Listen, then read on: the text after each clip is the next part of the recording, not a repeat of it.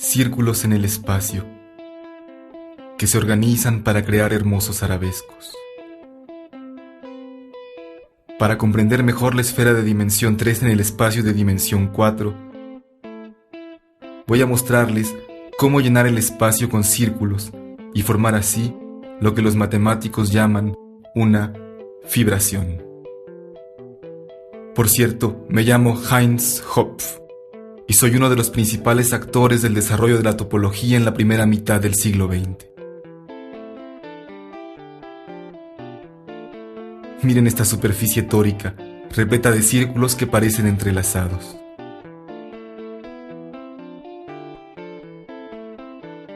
Voy a explicarles esta figura. Los círculos, las esferas y los toros se cuentan entre los objetos más simples que estudia el topólogo, quien intenta comprender los vínculos entre estos objetos.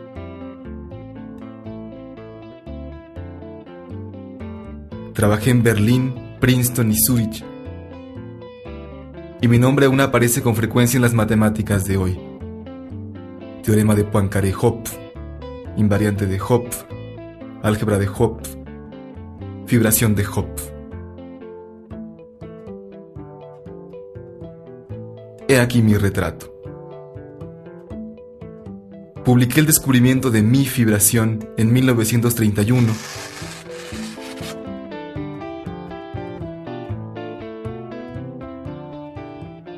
Pero como siempre, hay que decir que me basé en numerosos predecesores, como Clifford, por ejemplo, a quien ven aquí y quien trabajó en el siglo XIX en Inglaterra.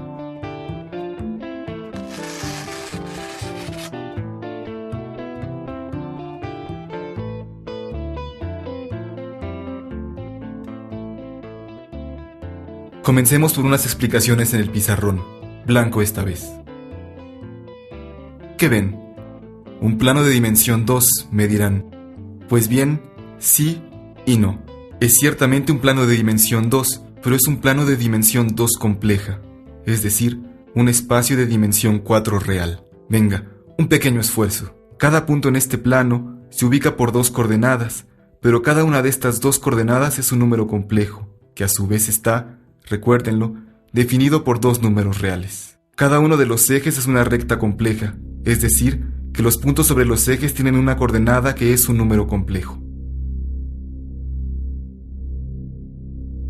Ven aquí, por ejemplo, el punto 2 menos i sobre el primer eje.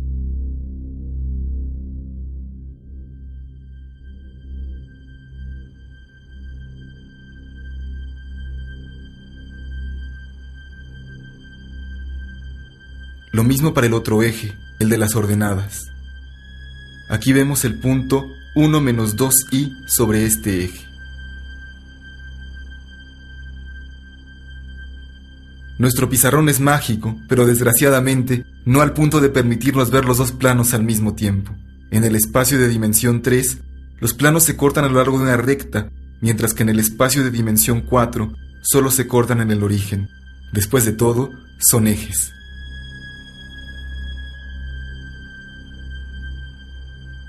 ¿Qué ven ahora? ¿El círculo? Sí y no. Lo que ven, o más bien, lo que deben imaginar, es el conjunto de puntos del espacio de dimensión 4 que están a una unidad de distancia del origen. Dicho de otra manera, no es ni más ni menos que la esfera S3. Bueno, por supuesto, hace falta un poco de imaginación.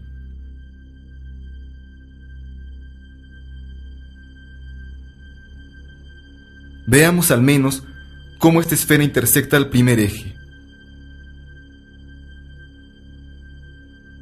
La esfera S3 corta el primer eje a lo largo del conjunto de puntos que están a distancia 1 del origen.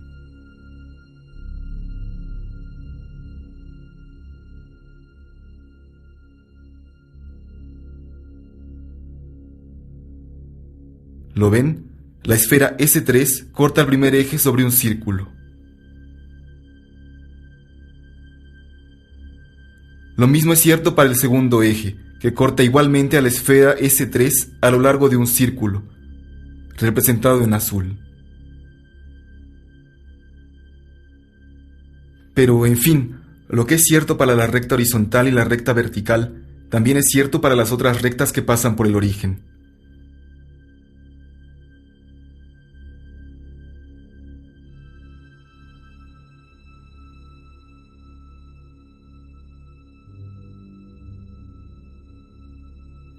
Aquí ven la recta de ecuación z2 igual a menos 2z1. Pero podríamos hacer lo mismo con todas las rectas z2 igual a az1 para cualquier número complejo a. Así pues, la esfera unidad S3 en el espacio de dimensión 4 está llena de círculos, uno por cada recta compleja que pasa por el origen en nuestro plano de dimensión compleja 2. Atención, en la imagen tenemos la impresión de que los círculos rojos se cortan, pero no es esto lo que ocurre en la realidad de dimensión 4. Las rectas solo se cortan en el origen y luego sus intersecciones con la esfera unidad no se intersectan para nada. Esta descomposición de la esfera en círculos fui yo quien la descubrió. Y desde entonces se llama la fibración de Hopf. ¿Por qué fibración? Porque hay que pensar un poco en las fibras de un tejido. Observaremos esto a través de la proyección estereográfica. Imaginen, pues, que proyectamos la esfera S3 desde su polo norte en el espacio tangente en su polo sur, que es nuestro espacio de dimensión 3. Aquí está la proyección de uno de esos círculos, que se obtiene, como lo vimos, tomando la intersección de una recta compleja y de la esfera unidad S3. Pero hay muchos círculos, uno por cada recta compleja que pasa por el origen. Para cada número complejo A, podemos considerar la recta Z2 igual a AZ1 y el círculo asociado.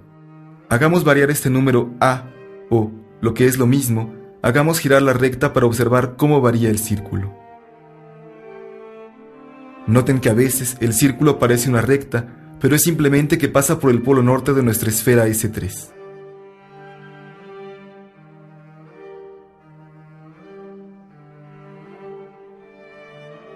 Abajo, a la izquierda, tenemos dos números complejos móviles A en rojo y verde.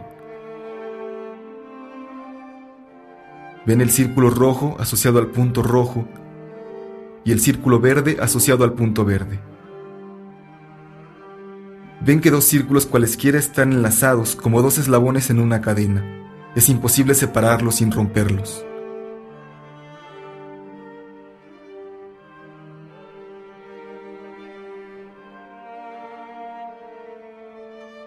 Por puro gusto, pondremos tres círculos juntos.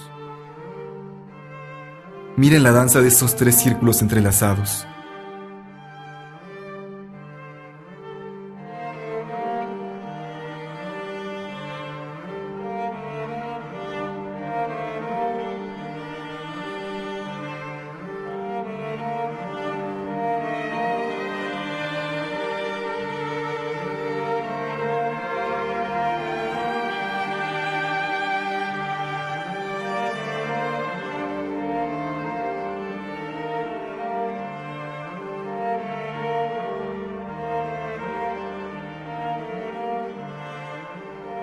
Vamos, tomemos muchas rectas complejas un poco al azar y observemos todos esos círculos al mismo tiempo, solo para ver.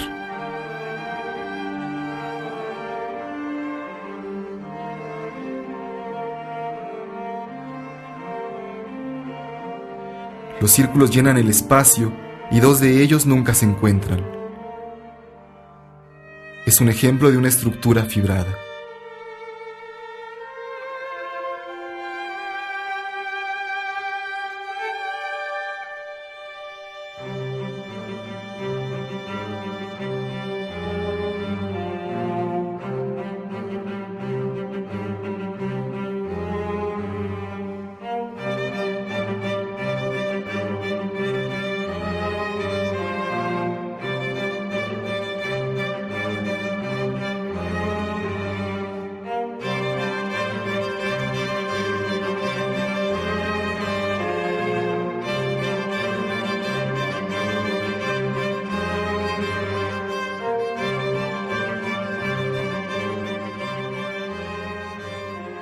Intentemos ver más claramente y regresamos por un momento al pizarrón.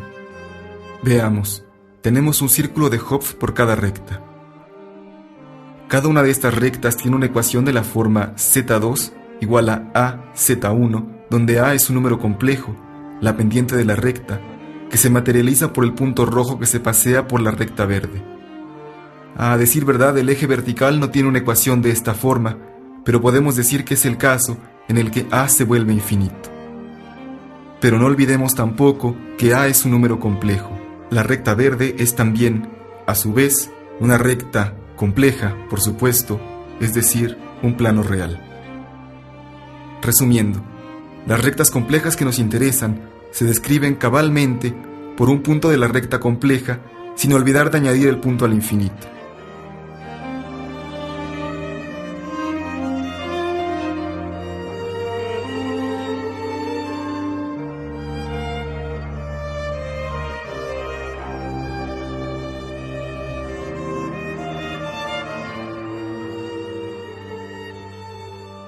Pero ya hemos visto que si añadimos un punto al infinito a la recta compleja, obtenemos la esfera S2 de costumbre. Es, una vez más, la proyección estereográfica.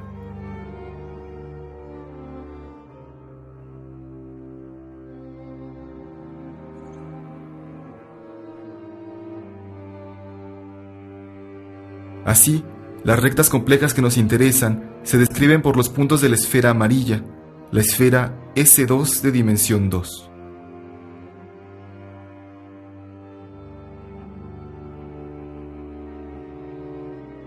Para cada punto de S2 tenemos pues un círculo.